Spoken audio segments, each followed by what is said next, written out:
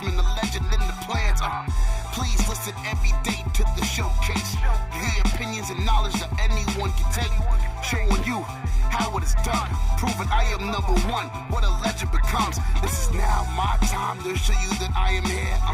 This podcast just to make it loud and clear. By the fans, for the fans. Not many whose head can understand everything pro wrestling. It can never be you. Listen to the podcast here for the people. The best show that's here, so listen in. Let the knowledge begin. The opinion and the lesson. Yes. Folks, welcome to Everything Pro Wrestling. Everything Pro Wrestling is a show by the fans, for the fans. I am your host, Conrad Cushman. With me today, I have my co-host, Derek Shelton. What up, what up, what up? We are getting ready to review Night 2 of WrestleMania 36. So, we've done it. We've been here. The wait is over. Let's get ready for the review, shall we? Let's. Everything pro wrestling, they can never be you. Listen to the podcast here for the people. The best show that's here, so listen in. Let the knowledge begin. The opinion and the lesson. Yes, everyday pro wrestling, they can never be you. Well, WrestleMania Night 2 is in the books, Derek.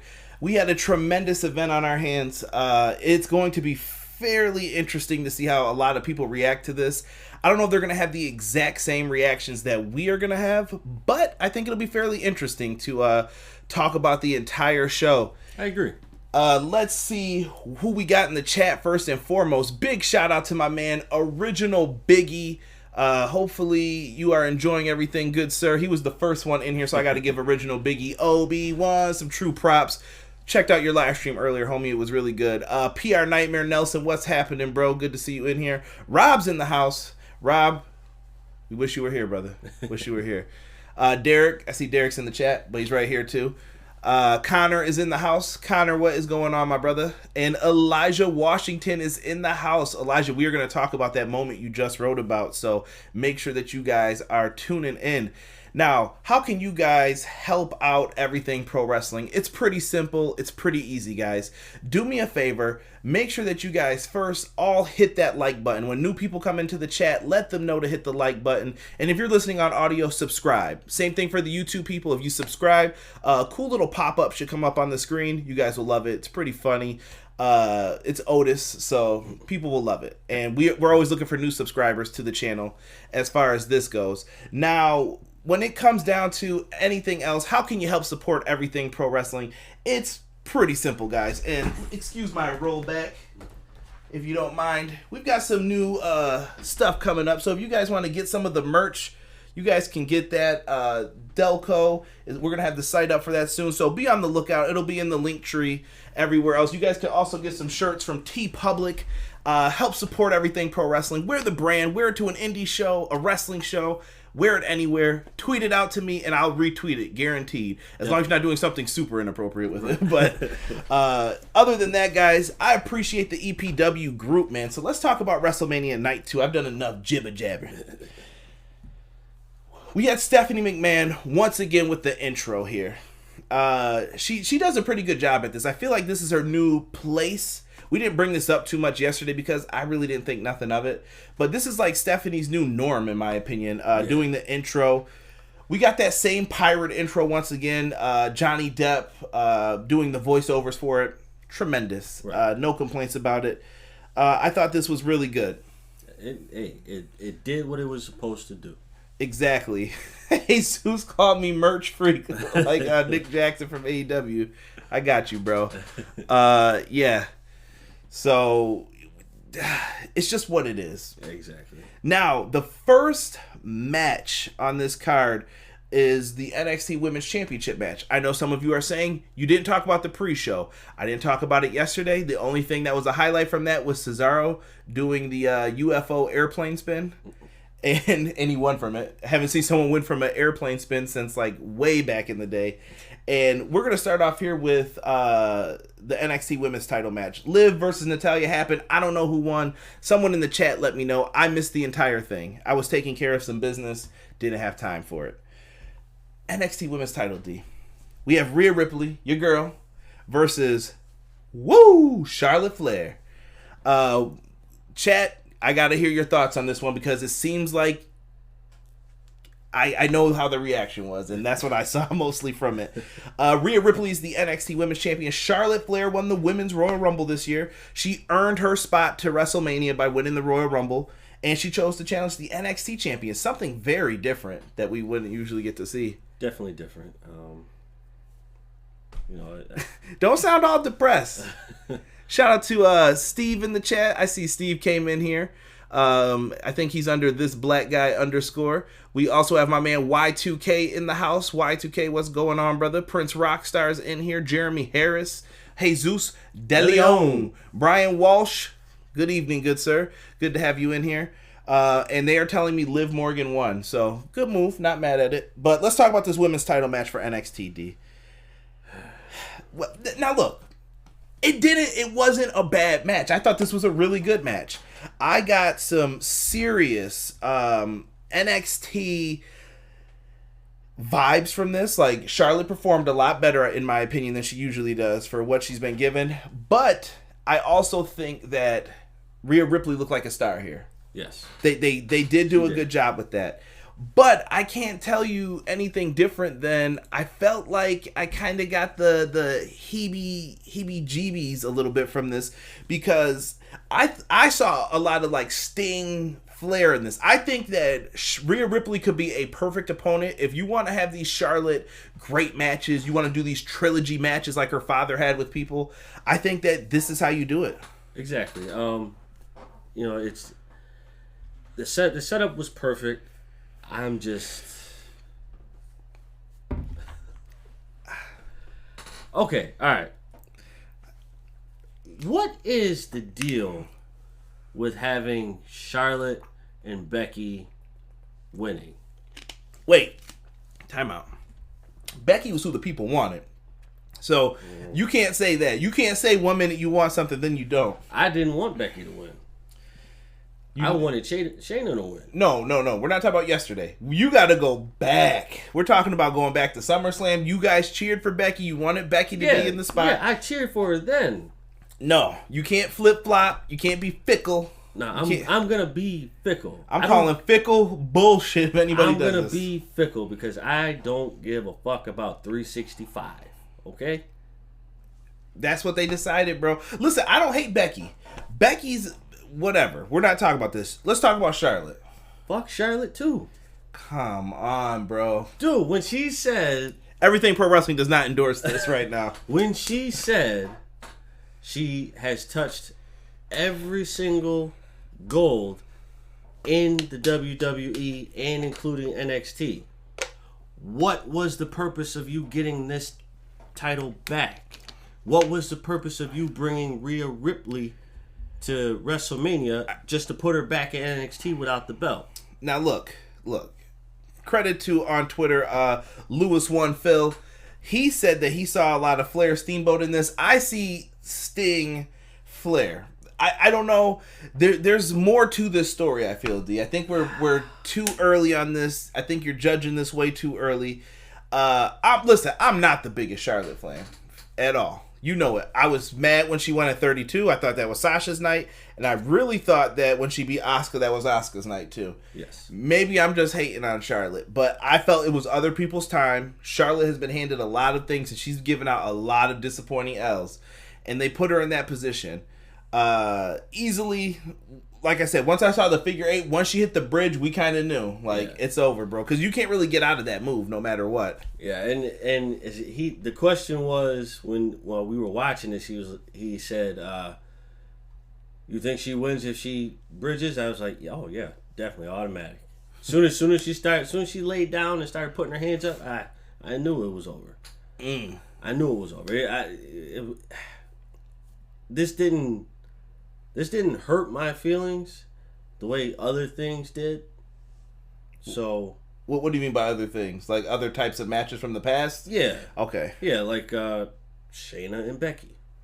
So you were more pissed at that result than this? Yes, because there were rumors that floated around that Vince was all about Shayna and then he turned on it. So now what was the point of doing that if you didn't... see it. I think with this, we have to remember the long game with this. I know Rhea tapped out now. A lot of Rhea Ripley fans are going to be mad. But and I know the problem is WWE's track record sucks.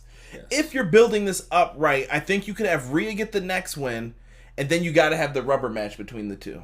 You got to have the winner finally takes the belt. This is a big moment. Maybe a cage match, something like that. But do you bring Rhea up to the main roster now? That's the question. I don't think so. I think NXT needs more star power. Send Charlotte down there. This shakes up a lot of things, too. WWE's in this weird funk of who's on what brand. Hashtag what brand split. That was for you, Obi-Wan. Mm-hmm. Like, it doesn't make sense to me. There is no official brand split in my eyes. People could just jump to wherever, do whatever. I know people are assigned to rosters, but title changes and then things just happen. Yes. Shit, we had Austin Theory on the card tonight. Not saying that I'm mad at Austin Theory or anything like that. It was just random. It was random. But, again, I mean, like, here, I don't know. Let's see what the people in the chat have to say on this one. PR Nightmare says, all the women matches pissed me off except for Liv Morgan winning, but her match wasn't great. I didn't see that. Y2K said the horsewomen rule, man. I'm down with that, Y2K. Rob says, Rhea with the Vegeta gear looked great. Thank you, Rob, for that call. I forgot all about talking about their gear. Match was great until Charlotte won. She ruined Asuka, Bianca, and now Rhea. If she doesn't get her back, she should. Y2K said, yeah, tell him no flip-flopping. Y2K is the king of no flip-flopping in wrestling. Some people were talking about that. Obi-Wan was laughing at you, D. Hashtag boo the woo, Rob put. Yes, I agree, 100%. We support No Filter Derek. Does anybody ever support, like, clean content? What's wrong with clean content, folks? Clean PG content. Anywho, I got you, bro. Prince Rockstar said Rhea's going to Raw. Jeremy Harris said easy win for Charlotte here. Yeah, I mean, I wouldn't say easy. I mean, Rhea was taking it to her. But, yeah. And Obi-Wan said, thank you, what brand split. We gave this a B+, though. This was. Like, I think it was a really fair match. And I think a lot of my ratings are going to be way, way different than other people's ratings tonight. But that will be explained when we get to them. When we get to them, it'll be explained as to why we graded the way we did. Yeah, it'll make more sense. And like if you guys ever wanted to see how we do the rubric or whatever, the grading scale, it's down below. It's borrowed from Deluxe Man a little bit, modified his a little.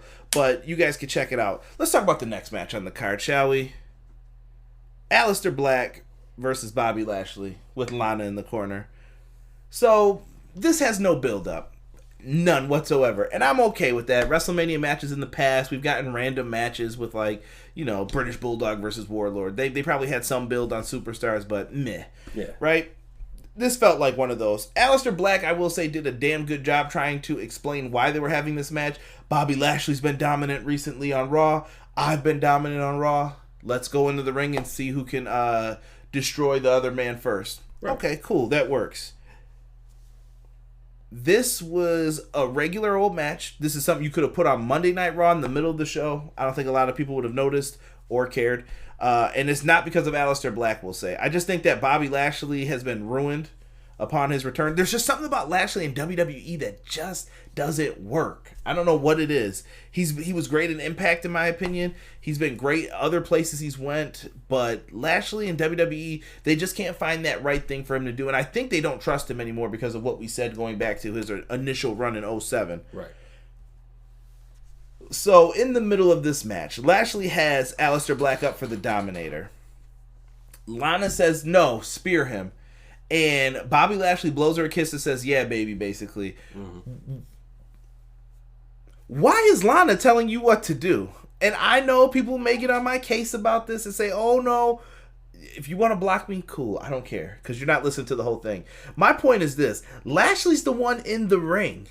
I get that Lana is with him and she's been treated more like a bride than a manager, but she isn't getting him the dubs.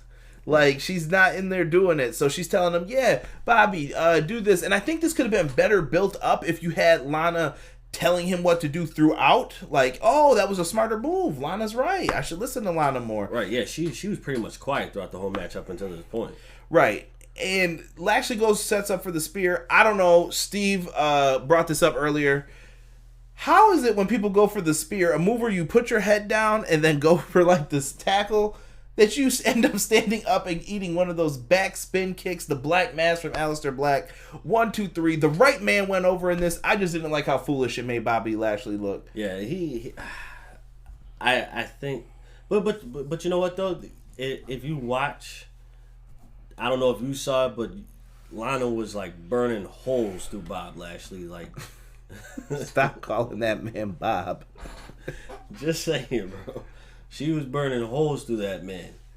Like, I'm really getting tired of you losing, but you were the cause of that. And gotcha, Chris. They're like that's the cause. You know, you're the reason why he's losing. But I have been done with the whole Bob Lashley and Lana situation since Rusev Day. Yes. So can we move on from that? Because I've had enough. But in any other case, this match did what it was supposed to do. The right man did go over. Wash. It was a C match, just like they said. I don't know what that means. But let's see what some of the people in the chat said. We gave this a C. Doug is in the house. What's going on, Doug? We also have Dirty Rob. Dirty. Prince Rockstar said this was boring. Y2K said he had no comment. Wait, what? Peace. Rob has been suspended for another week from being on the show. Do not send us that stuff, Rob. So Prince Rockstar said it was boring. Y2K said he has no comment on this match. It was just right. Or I don't think he meant just right. I think he meant all right. Like, okay, whatever. Get through it. Doug said Black versus Lashley was great. PR Nightmare said worst Black match so far, and it wasn't on his part. No, it really wasn't. It really wasn't. Because I think he tried to anticipate that, like, too early. Like, he ran in and he was already going like this, and I'm like, dude, you telegraphed that way too soon. Right. It's what it is. Look, Black won. I'm not mad. I'm moving on from this. That's the way I'll leave it right now. Let's go into the next match. One of the ones I was looking forward to. We have Dolph Ziggler versus Otis. Now, you're a lot of you might disagree with our grade for this, but we'll explain why. First, we're gonna start off with the bad. Or the questionable bad. Yes, in your the opinion. logic in this. Derek questions Sonya. So Sonya Deville ends up coming to the ring with Dolph Ziggler. Why? So they just got busted on SmackDown, which was Friday, that she was the one sending the text messages to Otis to make him think that Mandy was holding off on the date and he showed up late. Made him look bad, right? Right. Why is she with Dolph Ziggler? I guess my thinking was that, okay, they saw each other backstage and they met up back there and they've been putting this plan together the whole time. Right. But why is she coming out with him? I don't know. This just felt really weird for her to come out. Right. And I hear your point on it, but I'll let you take over on it. And then like, I agreed with that, but then I also thought, like, why would you play it that way? Or why would booking play it that way to have her come out, but yet she was trying to kiss up to Mandy and trying to apologize. So basically, her doing that, you were saying, Sonya said, basically, I don't give a fuck. I tried to explain why, you didn't let me, so now I'm joining Dolph. Like, there should have been a little bit more play into that as to why she came out with him, not just showing up with him. Because now you're making it seem like Dolph and Sonya were supposed to be together from the get-go. Right. I don't know. It doesn't make sense to me how they portrayed this one. No. But we got a match here. Back and forth. Dolph Ziggler sold his ass off in this match. Yes, he did. This was his first singles match at WrestleMania. He is now tied with Jerry the King Lawler and Michael Cole for WrestleMania matches. I just think it's a crime that Dolph Ziggler has not had his own one-on-one match until this moment. Yes. He even took the Bret Hart chest bump into the corner. Love that spot, by the way. If you watch old school wrestling matches, you know what I'm talking about. He ends up Irish whipping him into the corner, chest first. Dolph Ziggler selling. He's bumping. He's getting the slingshot was nice too. Otis hits him with the slingshot. Ziggler dove so far into the middle turnbuckle pad. Exactly. I think he noticed the distance, and then he had to kind of compensate for it. But he did excellent for what he had to do. Yeah. Shout out to hold on. I want to see here what some of the people in the chat are talking about. Rob says Sonya never had a problem with Dolph. She just hates Otis, so any opportunity to oppose him, she'll take. I get that, but still, though, like, you still got to have a little story as to why she's coming out with Dolph. Like, I think it was just like in 2 days, you and Dolph have been best bosom buddies, and yeah, I'm coming out with Dolph tonight. And where was Bobby Roode in all of this? You know, like, they're just hopping and skipping over stuff. It's fine though. I'm not mad at it. No. It was a little minor detail into the bigger story. So you'll hear what we think in 1 second. Big Otis. He hits the world's strongest slam on Dolph Ziggler. Yeah. Yo, excellent comeback too by Otis. If you didn't see him like slapping his stomach and making all these gestures, pure money. Yes. So Otis does all that, right? He's going through all the motions and everything else. And Otis is getting ready to hit the caterpillar. He's going to do the worm to some of you guys. He's going to hit his move. And before he can set it up, Sonya Deville gets on the apron, distracts the referee. Dolph Ziggler kicked this man so goddamn hard. Yo, that low blow sound is so loud, bro. All you heard was the little... Otis goes down for the count. Ziggler is acting like his right shoulder, or was it? No, it was his left, I think, at the time. Yeah. His left shoulder didn't work, so he was barely trying to crawl over. Oh, no, it was his right shoulder, because he was laying down. I can't remember which way they were facing camera-wise. They were facing... This way, towards so it was his left. Yeah, it was left shoulder. He was trying to get over that way. He can't get over in time, and then right before my favorite music hits, it's Mandy. Everybody's in a trance, and Sonya Deville looks like a freaking dog's about to come bite her ass. Right, exactly. And deer in the headlights. Come on, Mr. Doggy, bite Postman's butt. You know what movie that's from? You're my man. All right. So he went in, and so Mandy comes down there, and she basically slaps her right across the face, like, "Oh, boom, bitch!" Takes her down. Exactly. Sonya's shocked. She doesn't know what happened. During all of this, the ref's like, what the hell's going on? The ref's out of the way. Afterwards, Mandy jumps into the ring, low blows Dolph, China style. Gave him the big boom. Ziggler goes down. Caterpillar is hit. Yo, the way he landed that elbow on Dolph, dude, that was fucking beautiful. like that was like that. Okay, I'm saying it. That was more like Darby Allin's put him in a coffin. Like, that was his version of, like, put him in a coffin. Yeah, he dropped that elbow ever so beautifully. He gets the 1, 2, 3 from it. Otis wins. Now, here's the part that I love. After the match, Mandy gets into the ring and jumps in Otis's arms. And they kiss.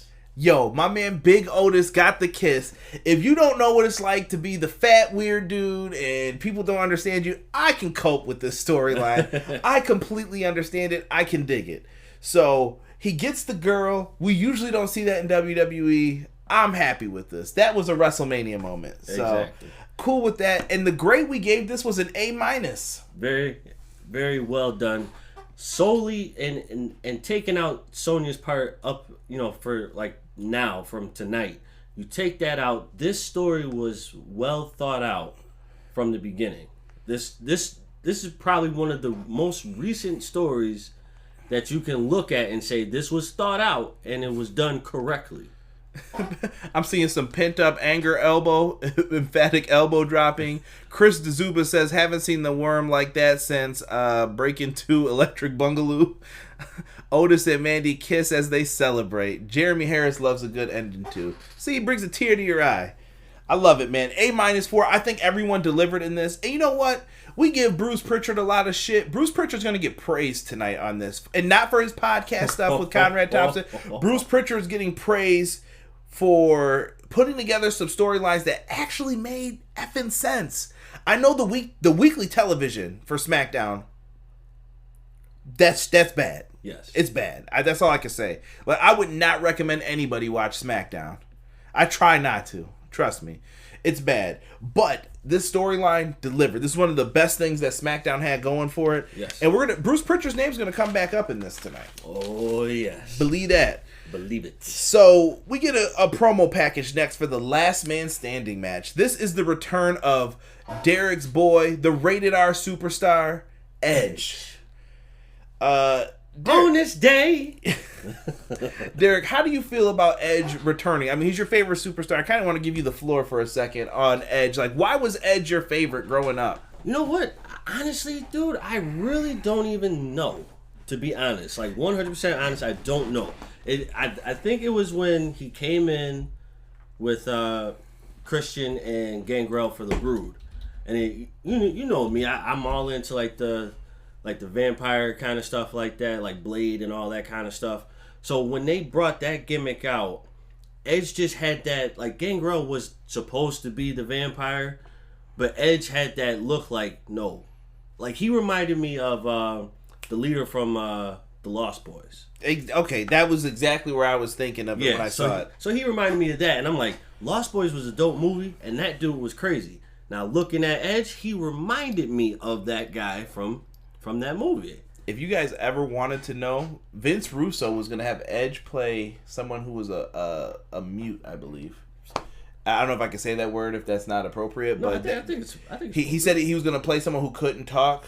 Oh, and I think he even thought of maybe him being deaf at one point too, like he couldn't talk and he couldn't hear anything.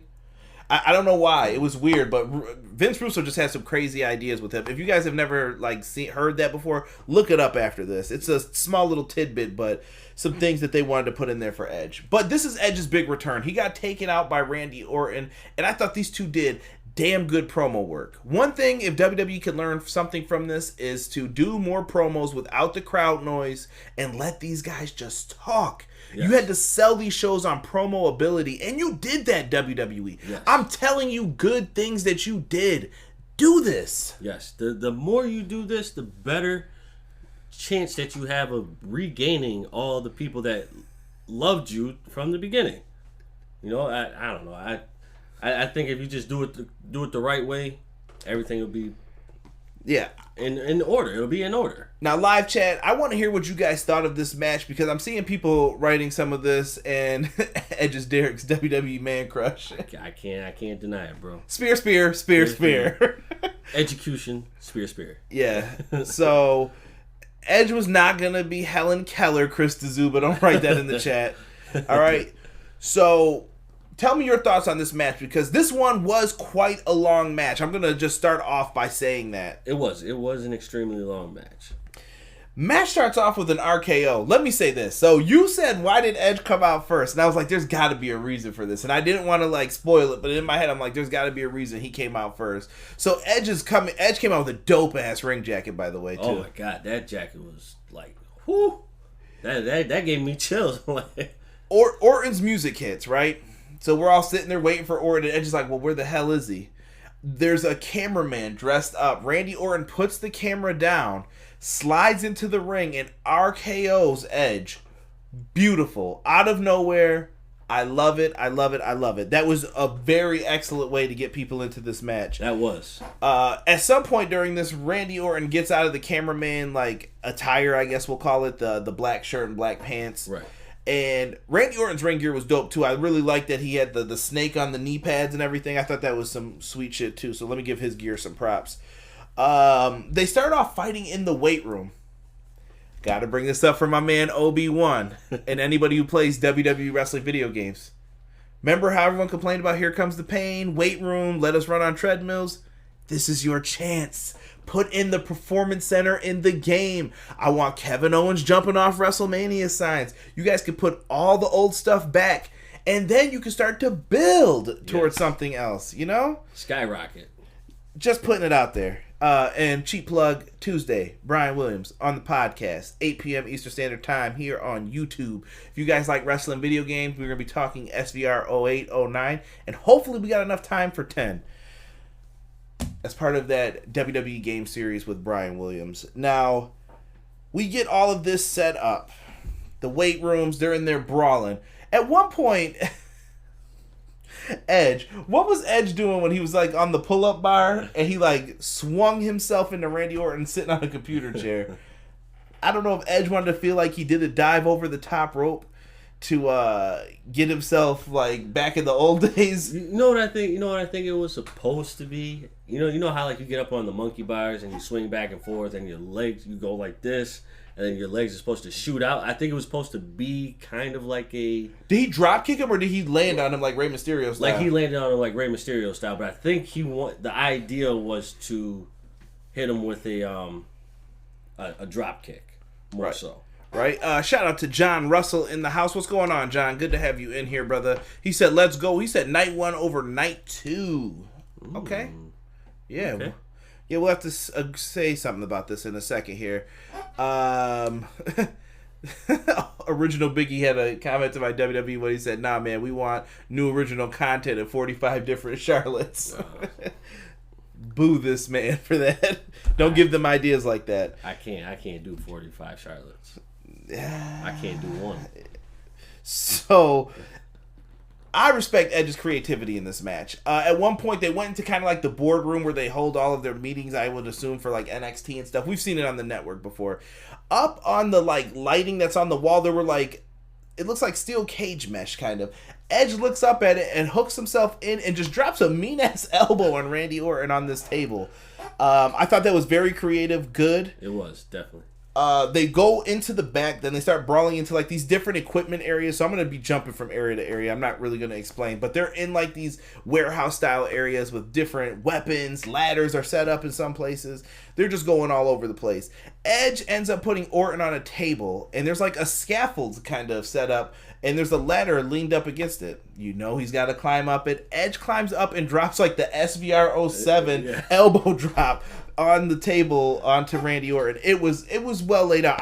Edge took some chances in this, man. He definitely did. He took some chances, but you know, like we spoke about earlier, he picked the right person to take those chances. Yeah. So they did that. They brawled on that truck. Randy Orton hit the draping DDT on Edge onto the truck.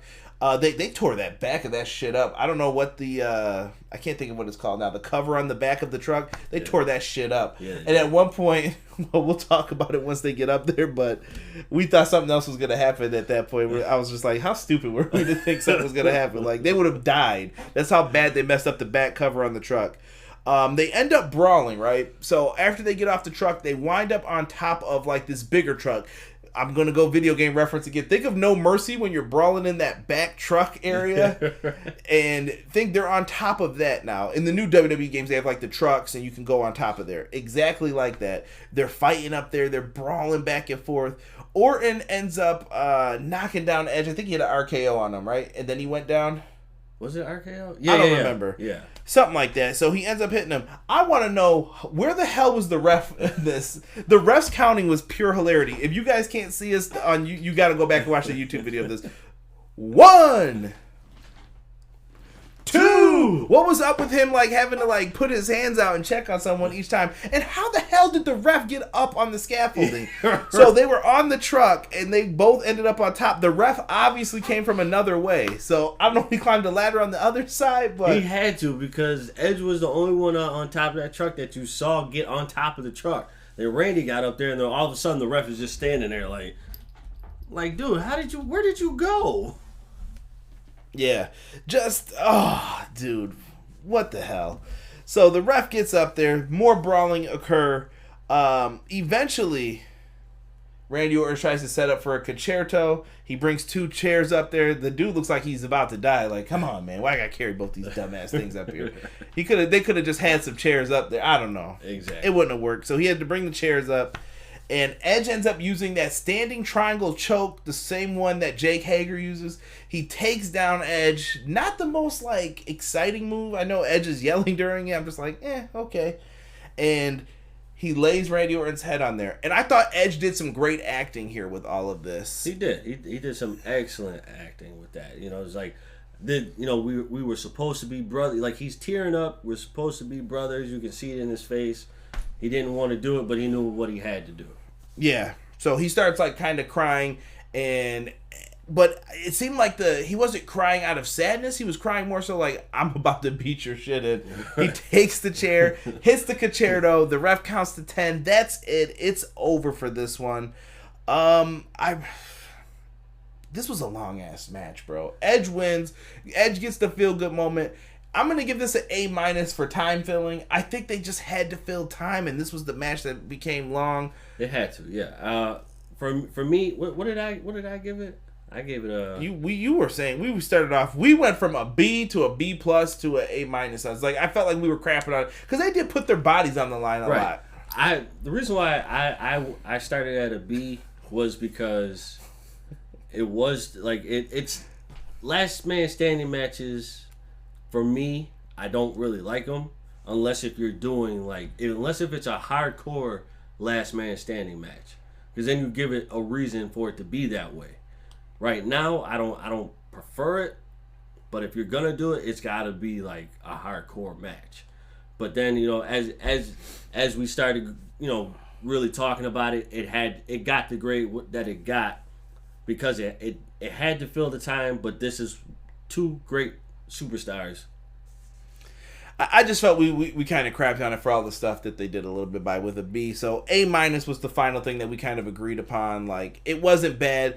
The one thing you could say about this was it was way too long, but the effort was still there, I think, by both guys. Yes. Let's see what some of the people in the chat were saying here. Nelson said, I would burn every WWE game today to save everyone if that happens for us all. Original Biggie said, don't boo me. It's not my fault WWE games lost direction and leadership. Biggie, I'm still blaming you. You need to go and get that community manager job. One of us have to get it, right, brother? I definitely agree with you that they lost their direction and leadership. Oh, yeah, definitely. I think they just don't have a focus for that game going forward. But you're not wrong at all about that, Biggie. Rob says this match was way too long. This was the Triple H match, plotting, drawn out, and Oh, God. He said boring. I was just shocked. You think it was methodically boring? That was Rob's exact words on this. I mean, boring. You know what? There were points to where I was kind of like, let's move this along. Yeah. This man was over here nodding off a couple of times, but some parts he was just like they were on the floor. They were on the floor too long, and that's my issue with the last man standing match. It's like, all right, count. Prince Rockstar said the same thing. This match was too damn long. PR Nightmare said, when he went for the Orton boot, we knew that spear was coming. Yeah, that was the part we were talking about, where he missed the punt kick, and we were like, he could spear him off onto the truck. Yeah. And then when we looked down at it, we're like, that would have been a really bad idea. Yeah. Y2K said the cameraman was climbing too. PR Nightmare said the refs were getting on my nerves today and pre-recorded the magic of TV. The refs need to start counting only when they are not moving, not while they were crawling. I think they have to, though. It's one of the weird things, like you said, about last man standing matches. Like, you're going to have to count. So let's ask this. If someone's sitting, should the ref be counting them? I think they should be counting because it's called a last man standing match. Yeah, it's one of those wonky matches. I know that it's usually like if the man's down, right. And that's when you count. It's what it is, guys. I'm glad Edge is back. That's what I'm going to end this with. So I'm going to stick with that A-, and I'm just going to keep it. I'm glad Edge is back, in my opinion, for tonight. Are you looking for the newest and hottest in the world of pro wrestling? Then check out the amazing action on Powerslam.tv, the biggest indie pro wrestling channel in the world. Get over 6,000 hours of the best events from over 150 of your favorite promotions from 20 different countries around the globe. Brands like Progress Wrestling, Evolve Wrestling, Combat Zone, Defy, PCW Ultra, PWX, Over the Top, Shine, and hundreds of others with fresh content added every day for only $5.99 per month. Get your free trial today at Powerslam.tv. Everything Pro Wrestling, it's your boys from the Everything College Basketball Podcast and Facebook group. I'm Josh Burton, letting you all know that if you like the college game, that there's only one spot to come find all you need to know. Yep, Josh, Peyton, and myself, Tyler. We are the three voices of ECB podcast and Facebook group. Peyton, tell them where they can find us and listen to us at. Well, Tyler, you can find us on Anchor, Spotify, iTunes, Google Podcasts, and all other podcast hosting sites. Also, go join our Facebook group, facebook.com/groups like everything college basketball. So if you want everything you need to know about the collegiate game or have a passion for it, there's only one spot that you need to check out on a weekly basis or a daily basis with the Facebook group. That's everything college basketball. Now let's get back to Conrad informing you on everything pro wrestling and the workings around it. Brother. Now here we go with some silly shit. The 24/7 title. Mojo Rawley won it last night on night one. Check the review out in the archives. Gronk ends up winning the 24/7 title here.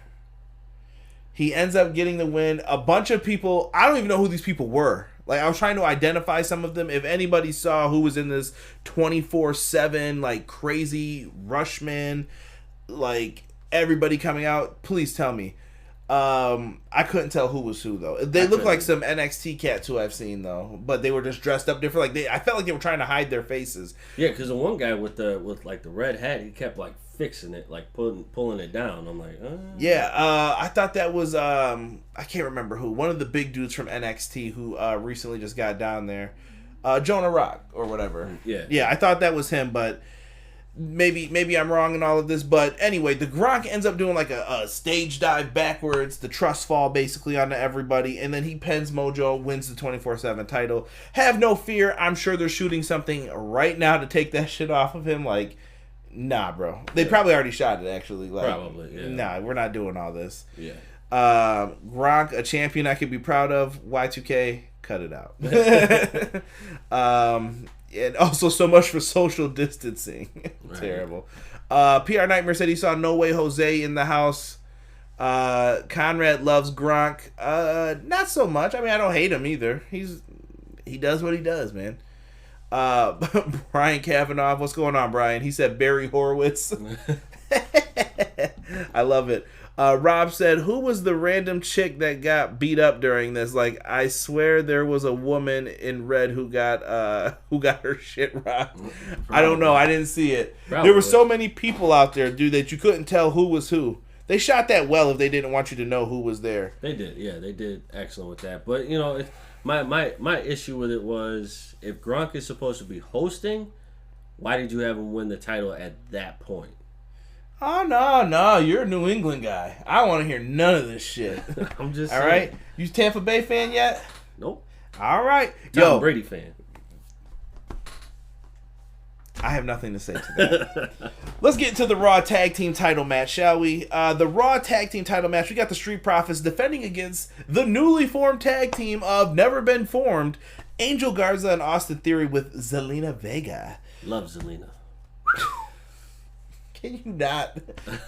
Will you stop? We're like friggin' Gorilla Monsoon and Bobby Heenan. So, Theory...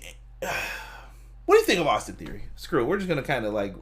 Austin Theory is good. Austin Theory is good. He's got the look. He does. I can't really say he has the moveset yet because he hasn't really put that on display.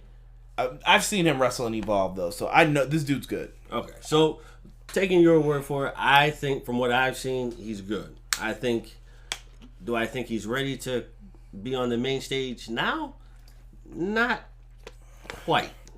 He's still got a lot of proving to do down at NXT right now. But I get what they had to do. They had to make a match. They had to call somebody, so that was the thing that they had to do. Sorry, I'm going to show that comment for PR Nightmare. Let you read it on your own. So here's what happens in this match. We end up getting Austin Theory hits the TKO, right? I think that's been like his finisher, kind of. He's really kind of been used in like spotlight matches, but he's usually not the guy going over, but they're going to make him into a big deal. Hits the TKO, and after he hits the TKO, he ends up getting caught with a frog splash from Montez Ford. Does anybody get higher than Montez Ford? I don't think so. Who wants to smoke? Anyway, Montez Ford gets high up there for the Frog Splash. 1, 2, 3. Street Profits retain the tag titles. I think that was the right way to go with this. I mean, you couldn't have them lose this at this point. No, yeah. If you did that, then it wouldn't have made any kind of sense. And then if they would have won, then that goes back to my theory again with your NXT stars. Are you bringing them up? What are you doing with them to have them come on the show and do things that you want them to do, but yet you're not going to move them up to the main roster? You know what I mean? Right. I'll let you rock. Rob brought up a good point about Zelina. I'll let you give that comment, D. I don't know if you noticed that about her attire tonight. I did. I was, you know what? Thanks, Rob, because I was actually trying to figure out what that looked like, because I definitely mentioned Day of the Dead skulls on her shoulders, but I was thinking in the back of my mind, like, yo, this reminds me of something and I can't put my finger on it. So and now you know. So now her looking like Shia Khan. Woo! It was well done. She often dresses up like video game characters, especially Mortal Kombat. I think this is the second or third time I've seen her as a Mortal Kombat character. So shout out to her for that. Afterwards, they end up getting beat down. Angel Garza was pretty upset that he lost the match, delivers a drop kick. But then, when Zelina Vega comes in to get her licks in, Bianca Belair comes out. It's time. Bianca ain't staying on NXT. She had to let her know, you don't go here. And she ended up whooping Zelina Vega's ass. I liked it. I think they made Bianca look strong. Here's the weird thing, though. I don't want Bianca lumped in with the Street Profits permanently. I know that was her husband. Her and Montez Ford are married. Sorry, kayfabe's dead. Exactly. They're married, but I think Bianca's a bigger star than the Street Profits. Yes. I think she's been put over a lot more than them, and the Street Profits have been on the main roster for a long time now. Right, and there's nothing wrong with where the Street Profits are. I just think that Bianca doesn't need to be with them now. I feel like Montez Ford, they have future plans for. I don't know what's going to happen to Dawkins. I fear for him a little bit, if they do end up breaking them up. But Bianca Belair is where the future is at, in my opinion. Yeah, I think if they end up taking the belts off Montez and Dawkins, then that'll be the end for Dawkins. I hope not. I hope not, but we'll have to see. Sometimes it's come out crazier where that guy ends up being the bigger deal, but right now we don't see it. I gave this a C. Bianca's part was great in this, but the match is nothing to write home about. I think it was one of the weaker ones on the card, personally.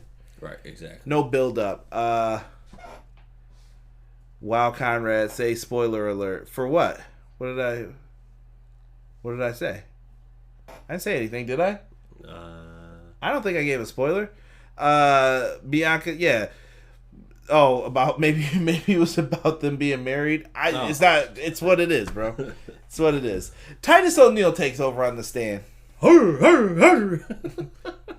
Now you know someone who's in the fraternity is gonna be mad. Probably gonna dislike this video. I don't care. Yeah, I don't care either. Titus O'Neil is now taking over as the host. He had 2 lines, and we never saw him again. Spoiler. Yeah, what the hell? I guess he wanted to get some FaceTime. Can we give Titus O'Neil a WrestleMania match? The dude's been in enough battle royals to last a lifetime. Please. Or let him manage somebody, something of meaning. Let him do something. Come on, dude. Yeah. Let's get into this SmackDown Women's Title 5-way. We were not looking forward to this match. I will say, this might be shocker match of the night, bro. Yes. Bayley will defend her SmackDown Women's Championship against Sasha Banks, Lacey Evans, Naomi, and Tamina. Snooker.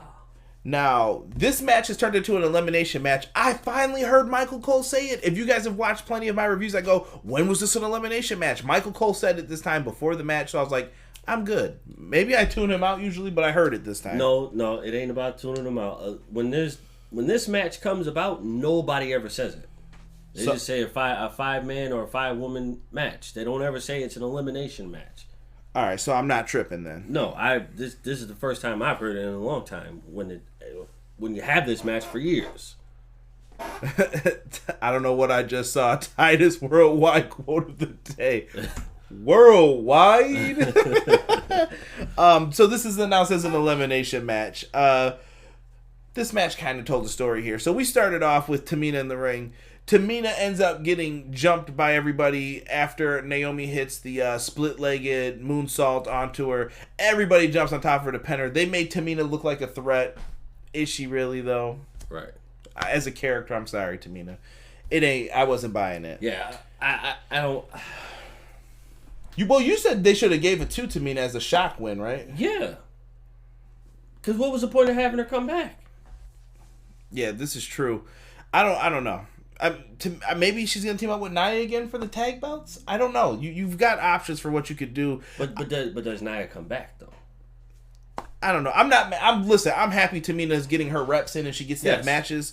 I'm not saying that Tamina's horrible. I just don't believe that she's gonna win. They've made me not believe in her. She's Dolph Ziggler territory at this point. Like I can't be bothered to care until you start letting her win more matches. Pretty much. Next up, we had a little bit of they teased the Team Bad reunion too until she super kicked Sasha.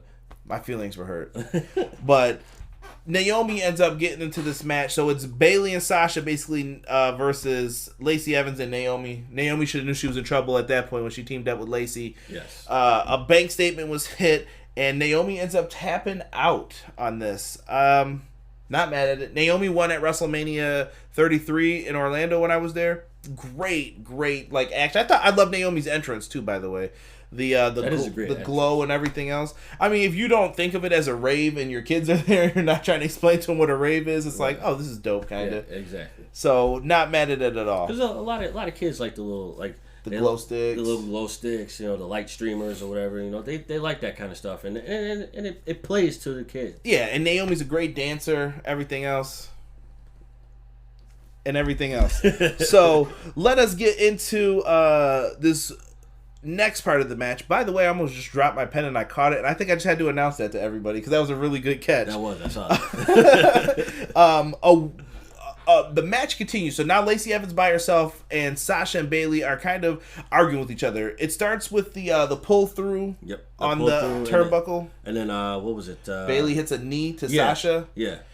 They then begin to argue when Sasha gets back up and Lacey's down. They're like, hey, I thought you were my friend. I thought we were looking out for each other, blah, blah, blah. And she says, I am your friend. We could talk about this after. Right.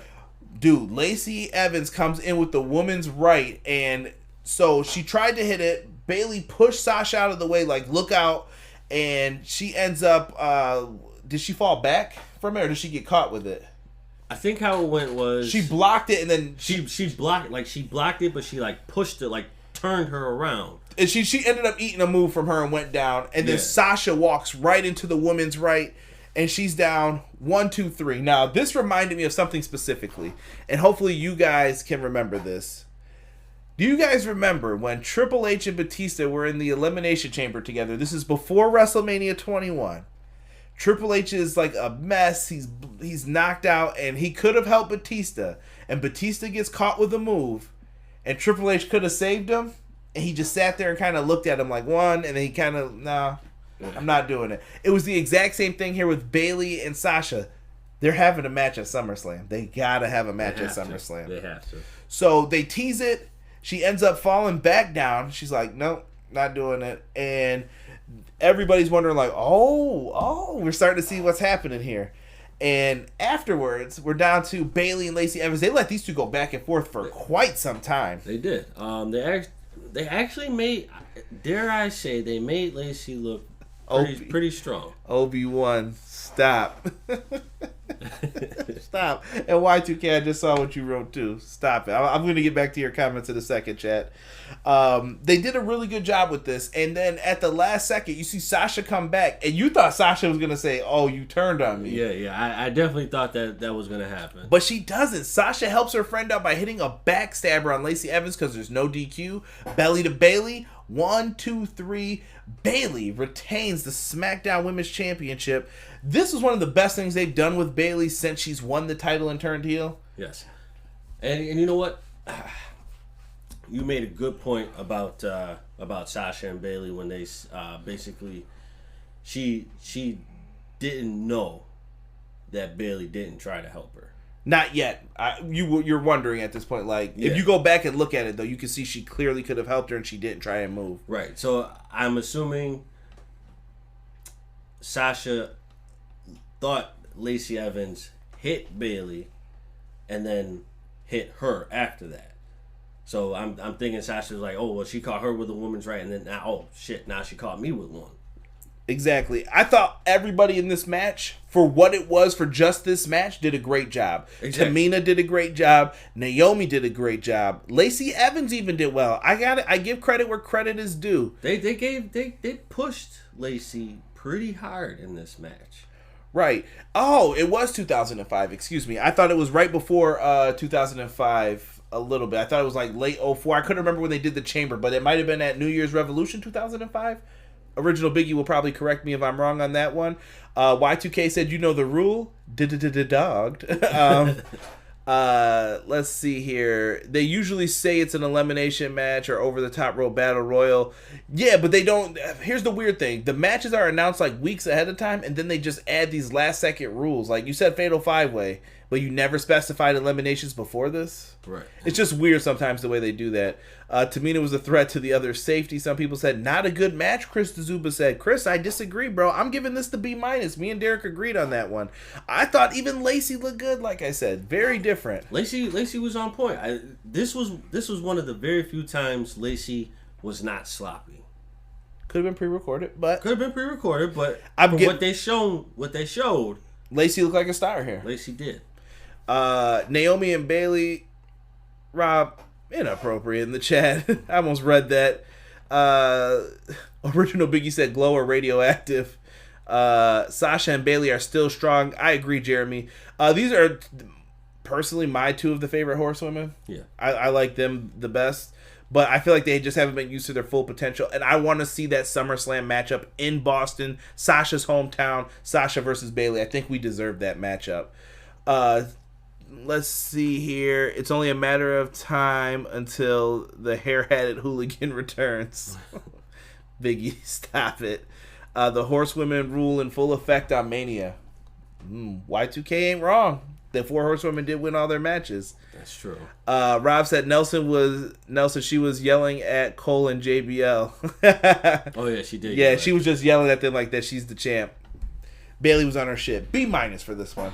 Let's talk about this next match. I've got mad notes for this. I'm going to try not to go too far. This is the FireFly Funhouse match. Sorry to disappoint you guys.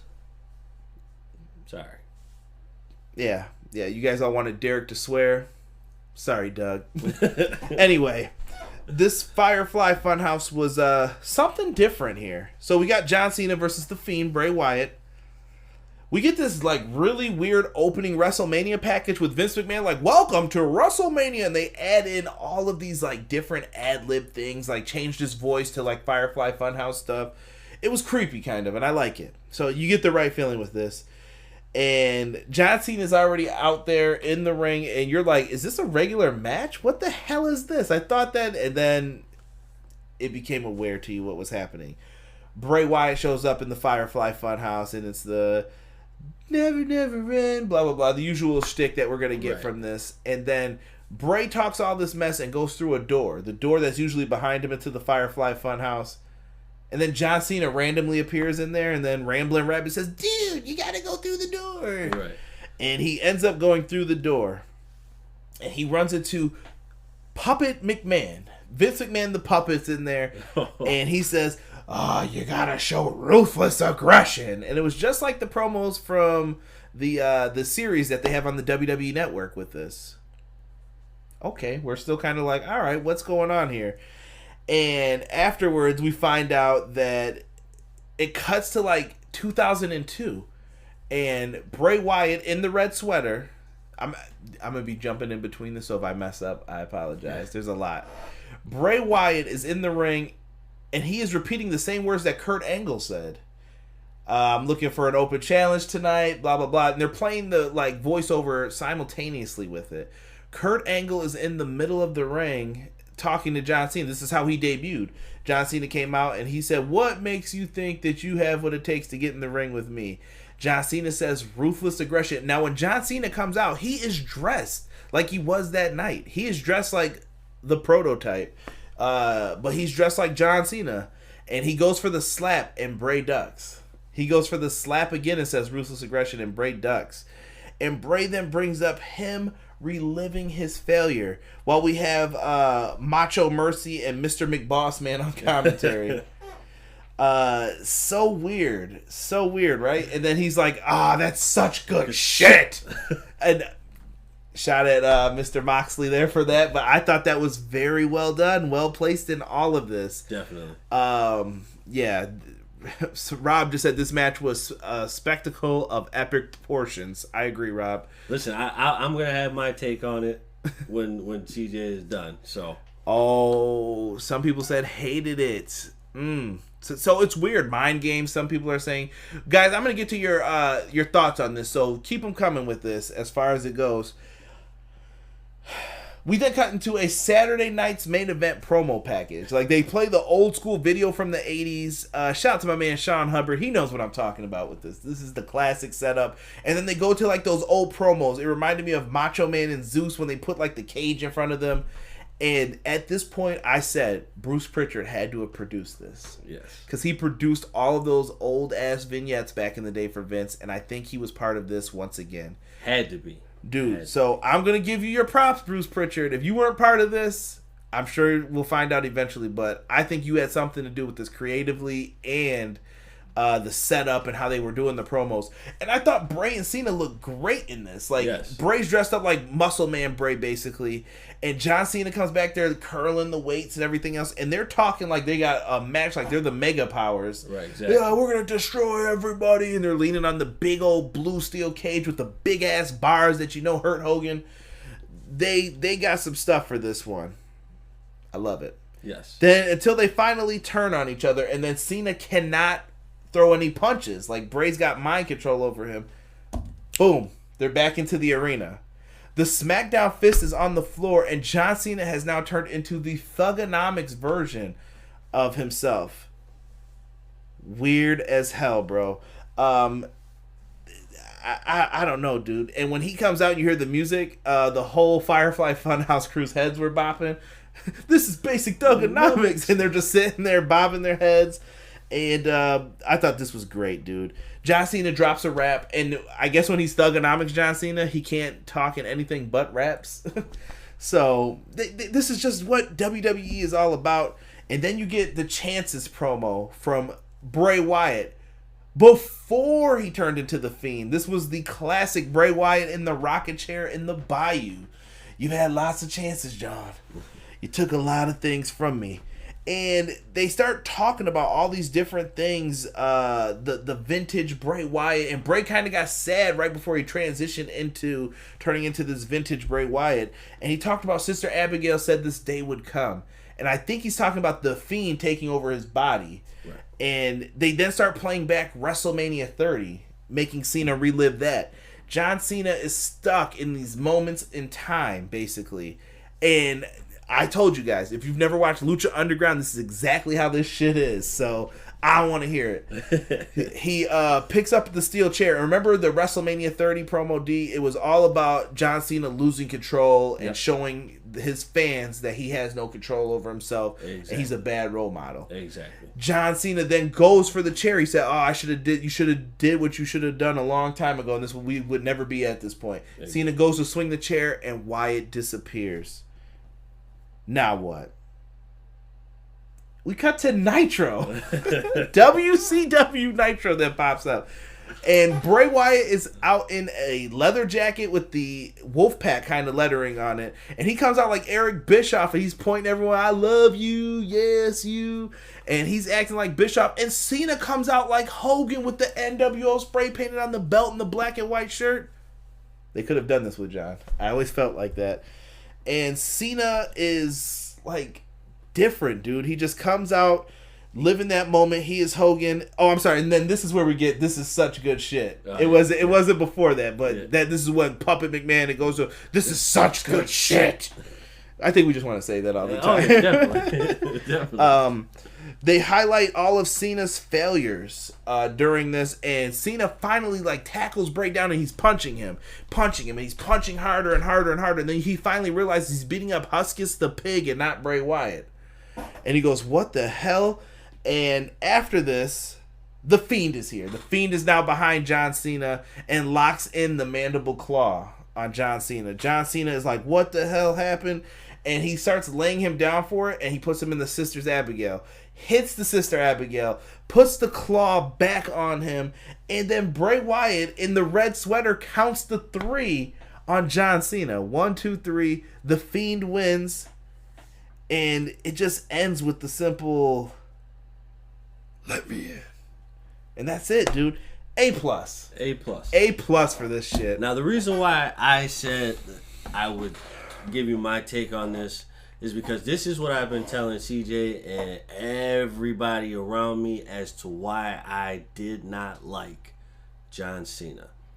This was basically Vince McMahon rebuilding Hulk Hogan all over again. John Cena had, we all know Hulk never wanted to lose to anybody that he didn't want to lose to at that point in time. Especially in the 80s. I mean, listen, Hogan was his biggest success, though. Right. I can't blame Vince for wanting to recreate it. Right. I can't blame it either, but people have to also realize that this is exactly what he was doing.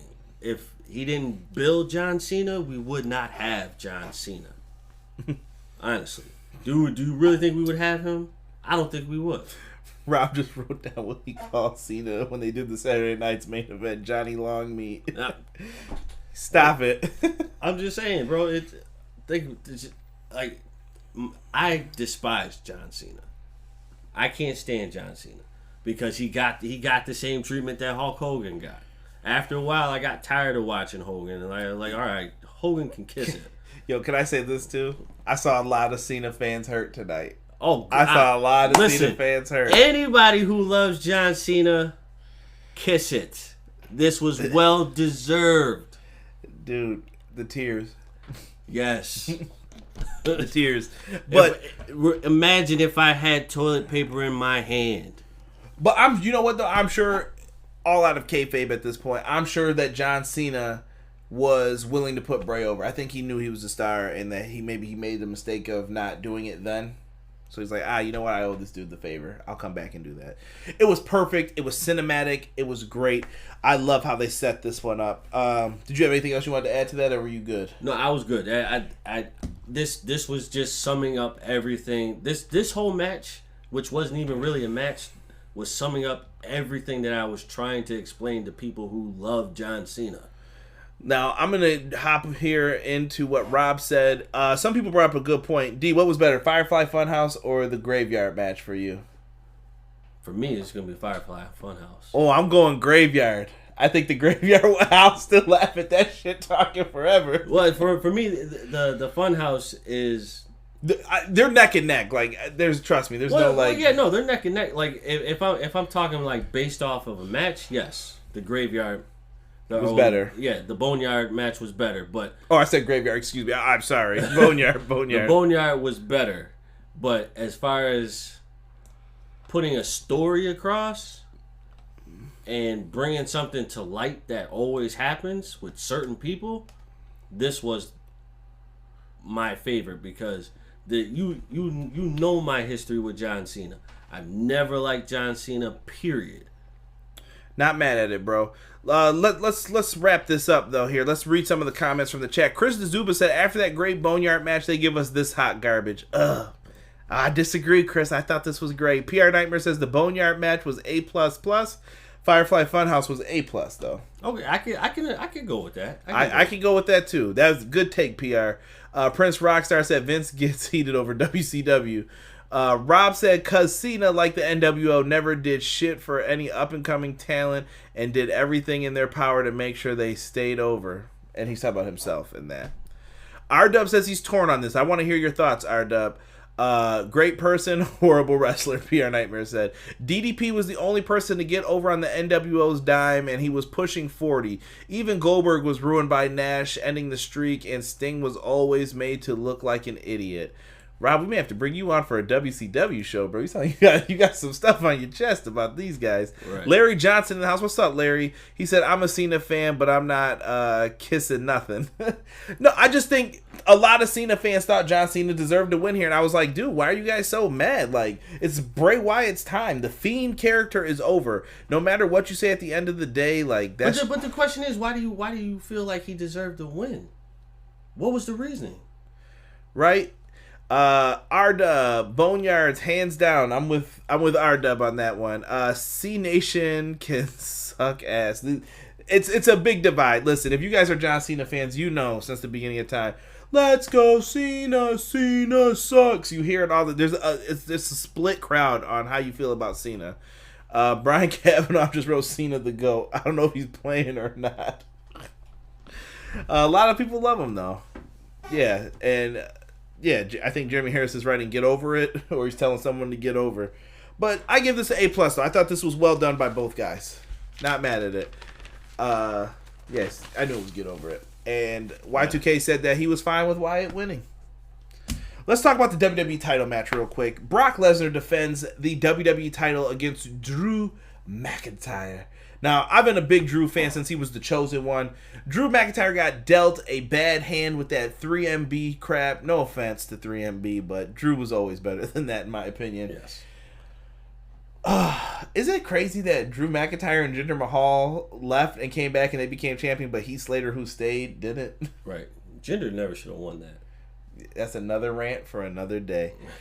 He never should have won that. But this was a different match. Brock Lesnar came in here, and last year at WrestleMania 35, I did not think he was going to lose. He lost in quick fashion to Seth Rollins.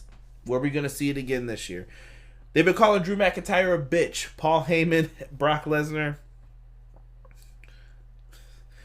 I don't get it, bro. I don't get it. The match starts off with a Claymore kick, but then immediately after that, Brock moves out of the way, and Drew goes to Suplex City. And I don't know if you just wrote that in there. Yeah. Terrible. Drew ends up kicking out of, what was this? An F5 at a 1 count. They made Drew look really strong in this. Yes. You don't get a lot of that. I don't know, dude. You can't be mad at it. I saw someone write, "Don't hinder gender." You cut it out. I see Larry Johnson still in the chat. Larry, what did you think of this match, brother? I want to hear your thoughts on this one, too. He kicked out at 1. Drew looked strong. Were you worried at this point for Drew? No. Not at this point. Not at this point. So he kicks out, and then we saw multiple F5s. How many did he hit him with, you think? 3? 4. 3, got 4? him with 4.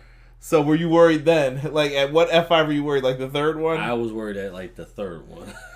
They do so many of these, like, different things, dude. Like, where people just keep getting hit with F5s, you're just like, dude, are you going to not kick out finally? Right. I don't know. I feel like this match has been overdone since WrestleMania 33 with Goldberg-Brock, like the whole quick match thing. Yeah. Stop doing this shit. Give me a match. Exactly. And these guys kind of did, though. They built up the anticipation. Because we were looking at the time like, dude, there's no way. Yeah.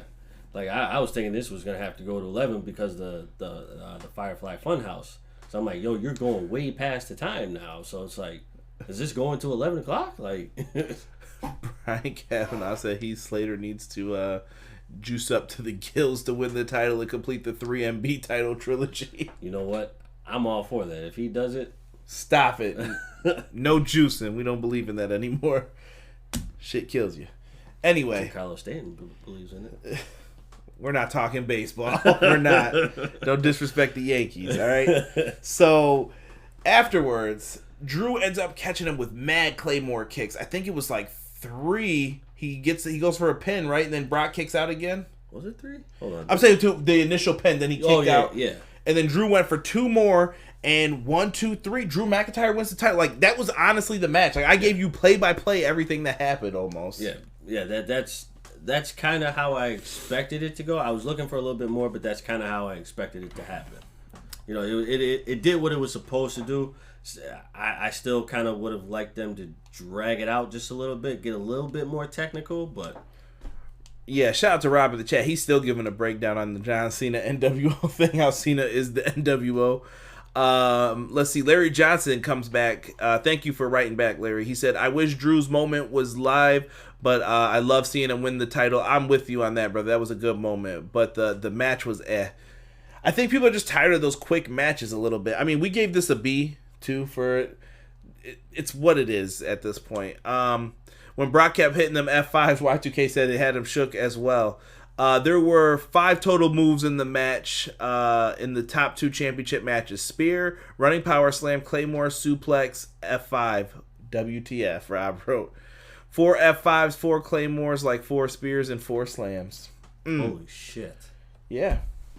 Well, no, he did he hit 5? He hit 5 Claymores, I thought, because he did the 4th. No, because he hit the one in the beginning, and then there was another one.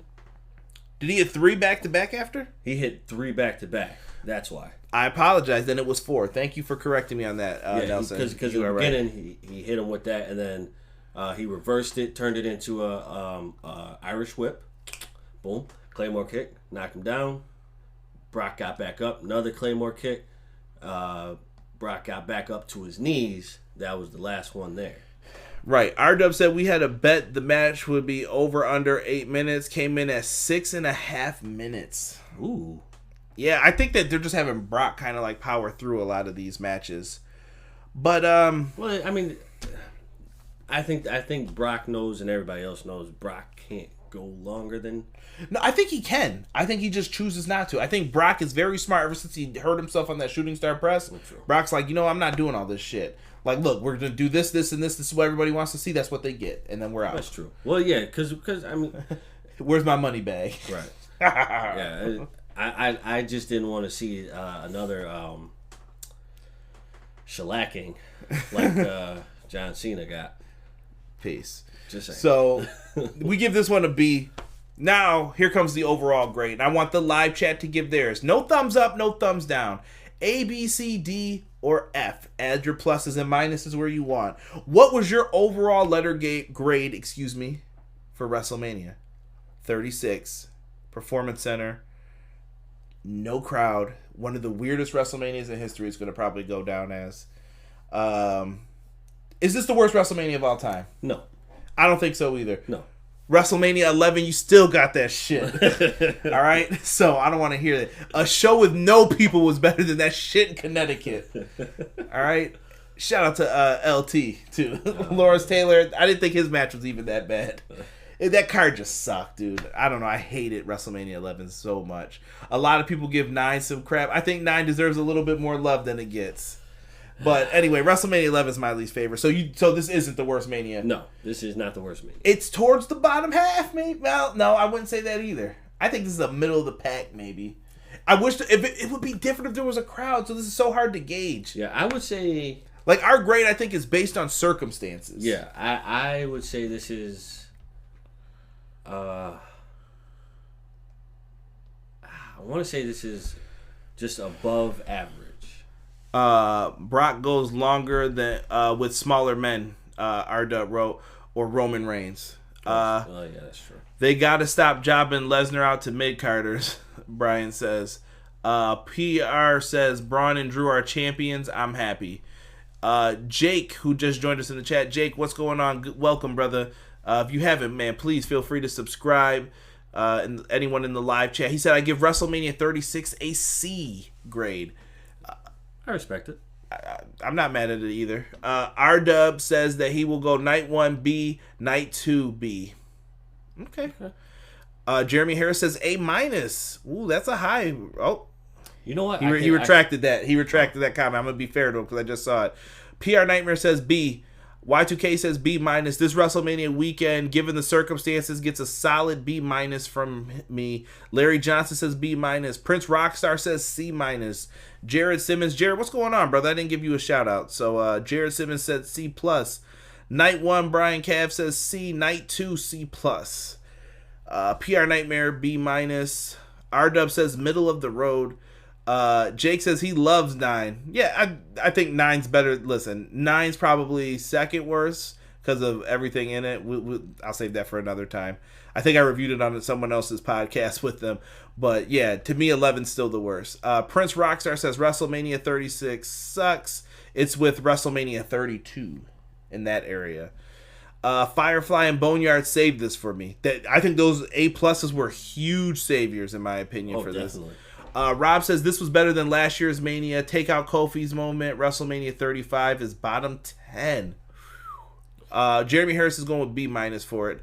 It will be remembered for 5 things, R-Dub says. He says the Boneyard match, Firefly Funhouse, Charlotte's Golden Shovel, KO off the WrestleMania sign, and Drew's first of many title wins.